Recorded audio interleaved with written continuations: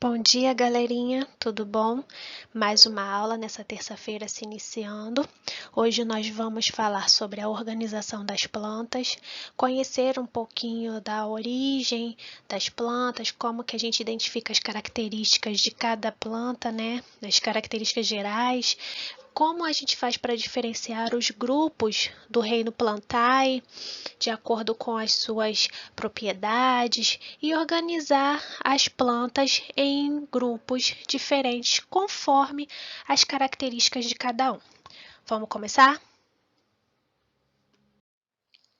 Então, assim como na semana passada eu fiz um breve histórico mostrando para vocês como surgiram os primeiros animais, hoje eu vou mostrar para vocês um breve histórico de como surgiram as plantas. Os primeiros vegetais, eles surgiram de um grupo de algas verdes marinhas há cerca de 500 milhões de anos. Essas algas foram elas que deram origem aos vegetais, ao conseguirem sobreviver em ambientes terrestres.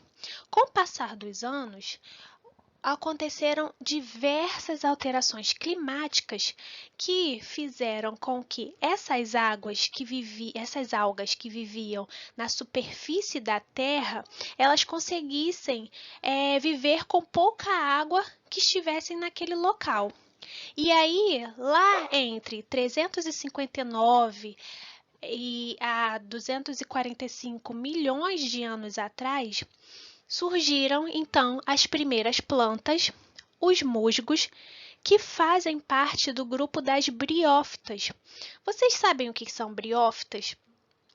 Pelo nome, você não deve estar conseguindo ligar o nome à pessoa, mas as briófitas, elas são o grupo principal, o representante principal das briófitas são os musgos. Os musgos é aquele tapete verde que fica assim na rocha, que algumas pessoas até falam que é limo, mas tem aquele tapetezinho verde em cima das rochas ou nos troncos das árvores. Aparece muito. Esses tapetinhos verdes que se formam nessas partes úmidas, tanto de rochas quanto nos troncos de árvores, em morros, eles são os musgos, que fazem parte, então, do grupo das briófitas. Então, nessas briófitas, os nutrientes passavam de célula a célula e foram se desenvolvendo estruturas para movimentar os nutrientes em seu organismo, o que possibilitou o surgimento das primeiras plantas vasculares, ou seja, aquelas plantas que tinham vasos condutores, que eram as pteridófitas. Então, pteridófitas são plantas que ainda não apresentam sementes, por exemplo, as samambaias.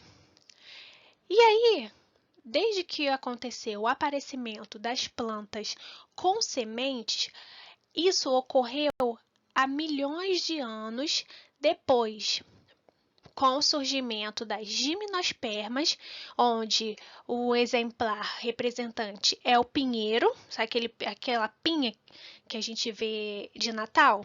Então, ele é uma gimnosperma. Mas espera aí, estou dando spoiler da aula que vai acontecer mais para frente. Vamos continuar.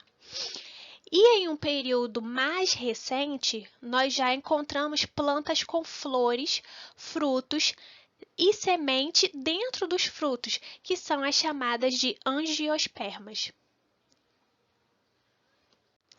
Lembrando, pessoal, que as angiospermas, depois que ela surgiu, foram o grupo que conseguiram dominar todos os tipos de ambiente. Em todos os ambientes, nós conseguimos encontrar as angiospermas, que são, então, essas plantas que contêm flores, frutos e sementes dentro dos frutos.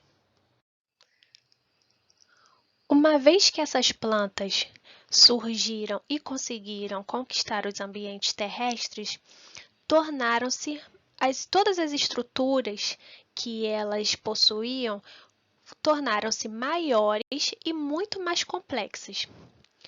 Assim, os cientistas eles conseguem estudar a evolução dos vegetais a partir da análise dos fósseis. Que fósseis a gente sabe o que é, né? Os fósseis são quando os animais ou vegetais eles morrem e eles ficam soterrados pelos os sedimentos que estão nas rochas, nas partes mais duras e onde pode ser preservado, protegendo tanto os animais e os vegetais de sofrerem decomposição. Então, através desses fósseis, onde partes ou vestígios eles ficam petrificados em diferentes épocas da história do nosso planeta. E aí eu coloquei para vocês fotos de alguns exemplares de plantas onde os cientistas conseguiram identificar a evolução de cada uma dos exemplares de vegetais ao longo do tempo, onde esse registro ficou sedimentado, ele ficou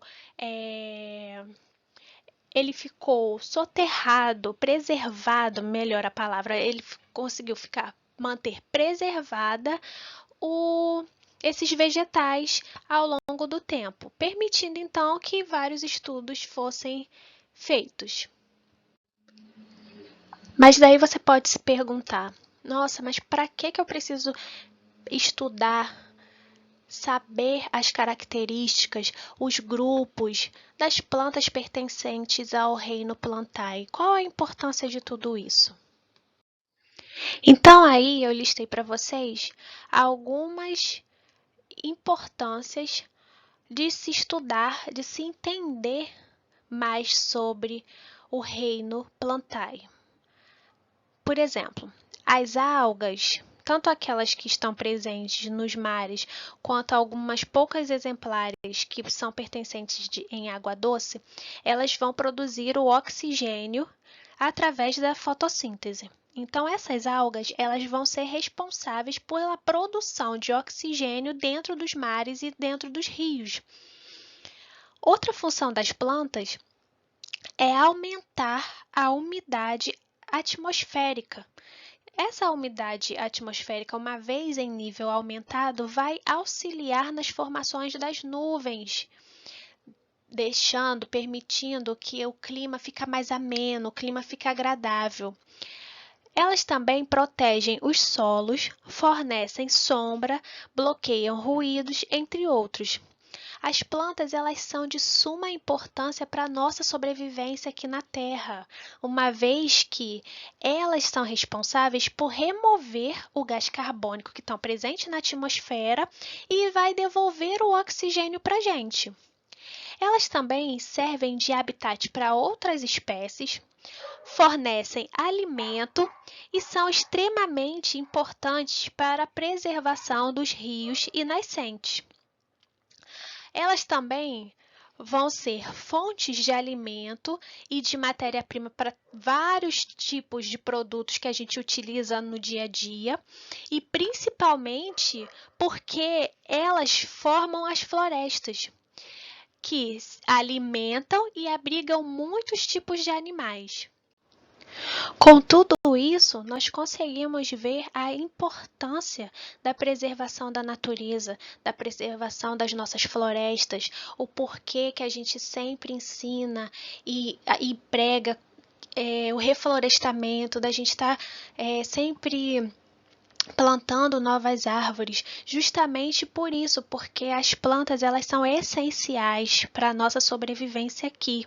Imagina você num ambiente de floresta, onde tem floresta, que clima gostoso que fica, a umidade é bem melhor, o clima é bem ameno, a gente consegue, não transpira tanto, a gente tem um dia agradável. Agora pensa numa região onde praticamente não tem árvore. Então aquela região ela não vai te oferecer sombra, não vai te oferecer alimento, uma fruta, ela não vai beneficiar aquele solo daquela região, porque os raios solares vão estar incidindo diretamente. a temperatura é maior. Então, qual é a melhor região para se viver em um local onde tem muitas plantas, um lugar de floresta, um lugar onde tem presença de bastante árvores, ou um local que a ausência de árvores é maior? Então, esse é um link para a gente começar a pensar na importância dessas plantas para a gente. Então, uma vez que nós estudamos e compreendemos como que aconteceu o surgimento e a evolução das plantas e como elas são de suma importância para todos nós seres vivos, nós precisamos também entender algumas características dessas plantas. Embora quando nós olhamos para algumas plantas, a gente vê elas apresentam algumas semelhanças entre elas, mas elas possuem algumas características e funções que diferenciam uma da outra. Então vamos lá entender.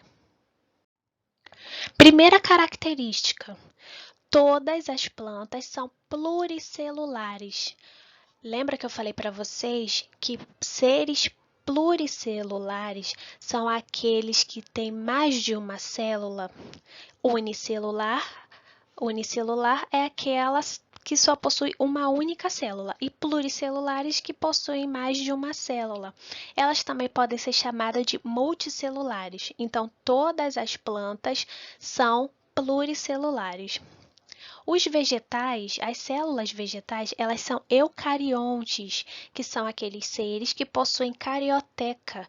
Essa carioteca é uma membraninha que ela vai separar o núcleo, vai separar as organelas dentro das células vegetais. As plantas, elas são autotróficas, ou seja, elas são capazes de produzir o seu próprio alimento. Nelas tem cloroplasto com clorofila. Vai ser a clorofila que está dentro do cloroplasto que vai produzir a pigmentação verde das folhas. E vão realizar a fotossíntese com produção de glicose, onde essa glicose produzida vai ser armazenada na forma de amido. Quando a gente fala de fotossíntese e produção de glicose, essa produção de glicose que ela faz é para crescimento da própria planta. Assim como a gente não come e a gente digere aquele alimento que também serão absorvidos para o nosso crescimento, para crescimento dos nossos músculos, dos nossos órgãos. A planta também, quando ela captura o gás carbônico da atmosfera juntamente com a água e os sais minerais retirados do solo através das raízes das plantas, elas vão produzir, além de oxigênio para a gente respirar, ela vai produzir glicose para ela poder crescer. Só que essa glicose ela vai ficar armazenada na forma de amido dentro do corpo da planta. Próxima característica diz respeito ao princípio do desenvolvimento da planta. Então, lá no início do desenvolvimento da planta, o seu embrião ele é envolvido por uma camada de células protetoras. Então, coloquei para vocês uma imagem de uma célula vegetal mostrando as organelas que estão presentes dentro de uma célula vegetal. Aí, eu quero destacar para vocês o vacúolo. O vacúolo, tá vendo? Que é tipo uma bolsazinha de água. Quero que vocês também destaquem o cloroplasto. E quero que vocês também destaquem a parede celular de uma célula vegetal. Todas as organelas elas são de extrema importância. Complexo golgiense, retículo endoplasmático liso, o rugoso, o núcleo principalmente, os ribossomos, os glioxissomos, a parede celular, tá vendo que ela está mais externa, a mitocôndria, a membrana plasmática, o vacúolo, o cloroplasto. Todas as organelas presentes dentro de uma célula vegetal, ela vai desempenhar um papel específico. Mas eu queria relembrar aqui com vocês o que é uma célula vegetal, que a gente vai ver algumas características específicas, principalmente dos cloroplastos, do vacúolo e da parede celular. Então vamos lá, acompanha comigo. Os vegetais, eles possuem estruturas em suas células, como eu falei, destaquei anteriormente, cada tipo de organelazinha. Mas eu pedi para vocês para tomarem atenção, principalmente com aqueles que eu vou explicitar aqui. Então, o primeiro, o vacúolo. O vacúolo, ele possui uma importante função para o funcionamento da célula, além de atuarem como reservatório de substâncias que vão fazer a regulação da troca de água, das trocas de água que ocorrem pelo processo de osmose. Então, vai ser nos vacúolos onde o processo de troca de substâncias e a regulação das trocas de água vão ocorrer. Segundo, cloroplasto. No cloroplasto, que vai ser absorvido a luz para a realização da fotossíntese. Então, lá no ensino médio, vocês vão ver que dentro dos cloroplastos existem outras organelazinhas, outras estruturas, que elas são responsáveis pela absorção e a realização da fotossíntese. Vai acontecer lá dentro em uma outra estrutura. Terceiro, parede celular. Na parede celular, ela vai conferir forma, vai dar forma para a célula, ela vai dar rigidez a essa célula e resistência. Então, diferente de uma célula animal, onde a gente não possui parede celular, essa membrana da célula consegue ser rompida mais facilmente. Na célula vegetal, a célula ela não consegue ser rompida facilmente, justamente pela presença dessa parede celular. Aí eu vou mostrar aqui para vocês. Ó, aqui nós temos a nossa parede celular, tá vendo? Externamente. E nós temos aqui a membrana plasmática, bem fininho, tá vendo? Olha como ela é sensível. A estrutura dela é bem fina. A parede celular, ela vai conferir, então, rigidez e resistência. Então, ela não vai ser rompida, essa célula não vai ser rompida facilmente, como se ela tivesse só a membrana plasmática, isso poderia ocorrer.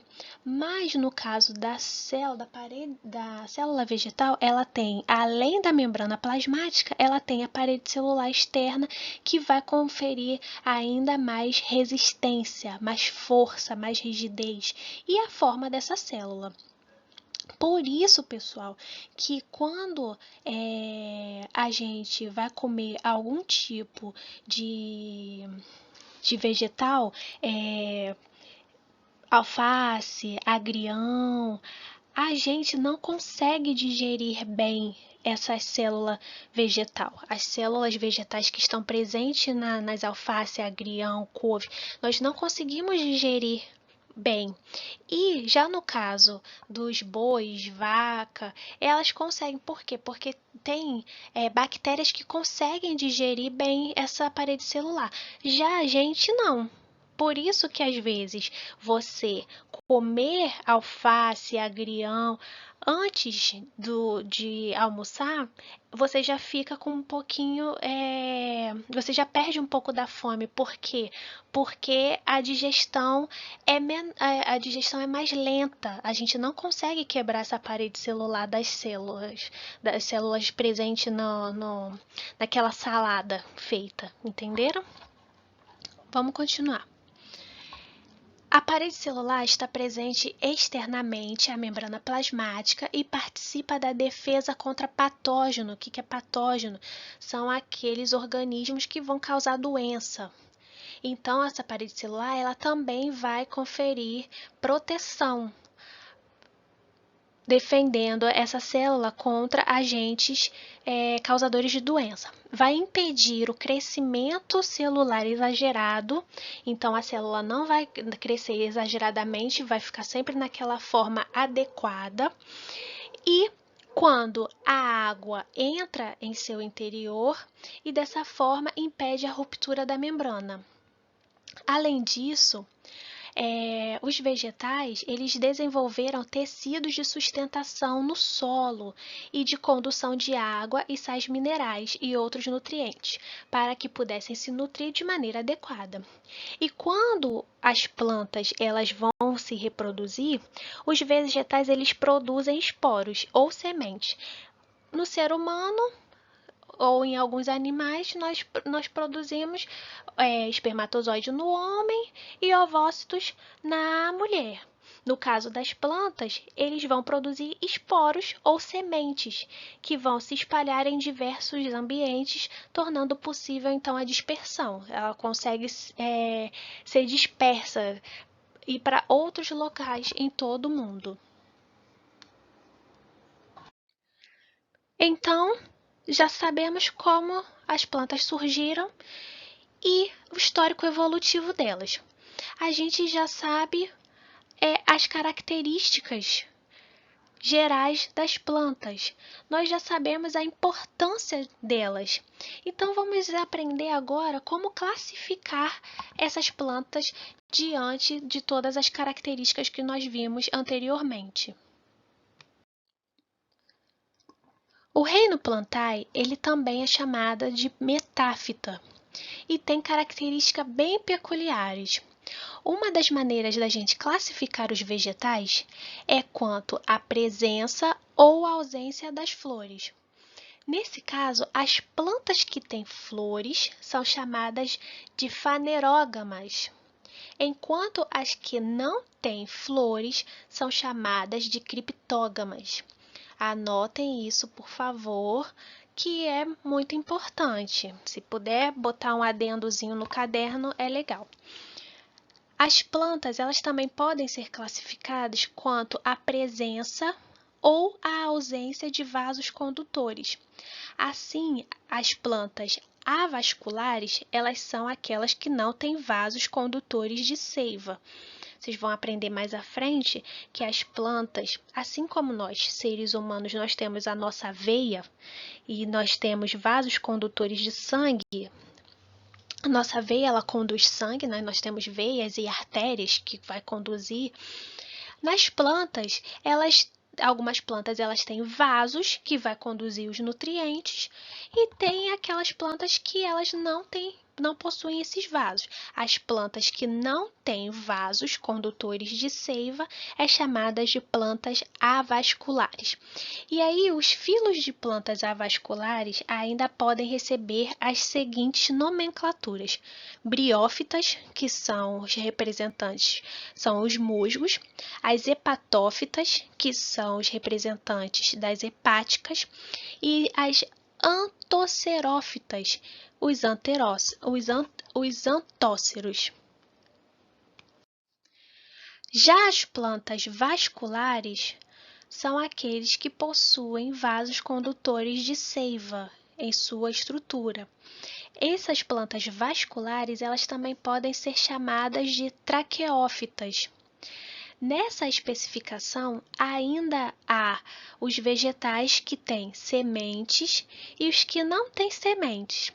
Os filos das plantas vasculares que não têm sementes são as seguintes: as pterófitas, que são as samambaias e as avencas, as licófitas, os licopódios e as selaginelas, as cefenfita, que são a cavalinha, e a psilotófita, onde os representantes é a psilotáceas.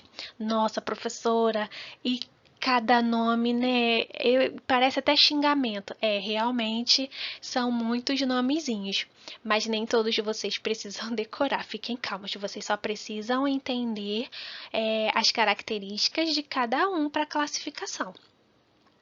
E as plantas vasculares com sementes, elas recebem os nomes de angiosperma e gimnosperma, onde a gente vai falar mais detalhamento sobre cada um deles no próximo slide. Então, vamos entender melhor, depois dessa chuvarada de nomes estranhos, vamos entender as principais divisões do reino Plantae e as características dos exemplares de cada um desses grupos. Primeira são as briófitas. As briófitas são de pequena altura, elas são muito pequenininhas, pois são avasculares, ou seja, não têm vasos condutores de seiva. Ou seja, seiva são água e os nutrientes. Eles não têm vasos condutores de seiva pelo seu corpo. Neles, nas briófitas, a água, os sais minerais e outros nutrientes, eles vão passar de célula a célula. Então, peraí que eu vou mostrar para vocês cada pontinho. Deixa eu ver aqui.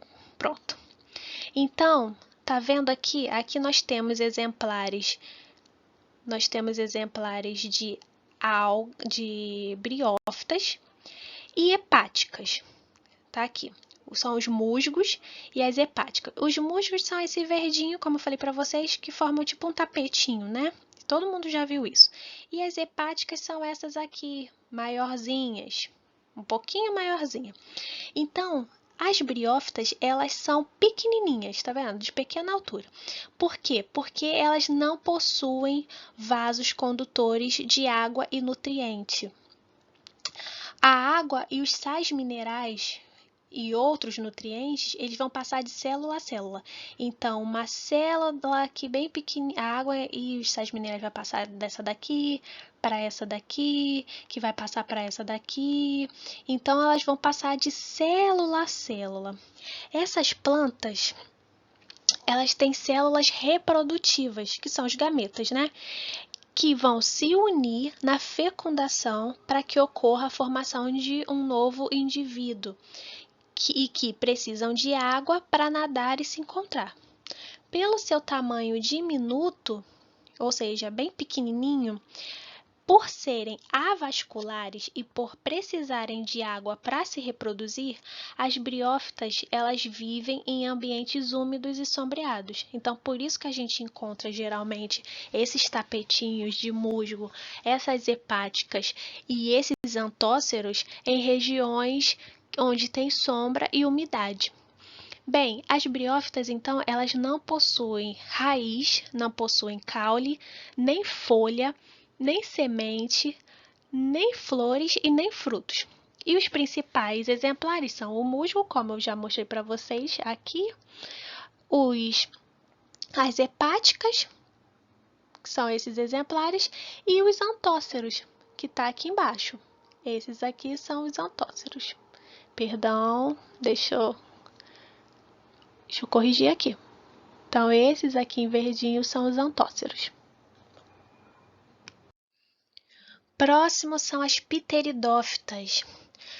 As pteridófitas, as estruturas produtoras de gametas, elas são pouco aparentes. E o encontro entre o gameta feminino com o masculino, no caso, entre eles para fecundação, ele também vai depender da presença de água. Ao contrário das briófitas, as pteridófitas, elas têm vasos condutores de seiva, elas possuem raízes, caule e folhas, não possuem frutas, nem flores. Já adiantei aí embaixo, elas ainda não possuem semente, nem flores e nem frutos. E fazem parte dessa divisão as samambaias, as avencas e a cavalinha. Então, aqui para você, a samambaia vocês já conhecem. Ao lado da samambaia nós temos as avencas e embaixo nós temos a cavalinha. Nossa, ficou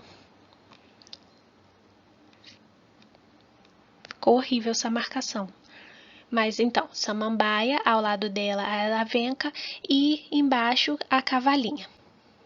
São exemplos de pteridófitas. E chegamos na gimnosperma. As gimnospermas, os seus representantes são o pinheiro de Natal, originários da América do Norte, que a gente bem conhece, está aí na imagem abaixo. As araucárias, ou pinheiro do Paraná, que está aí acima.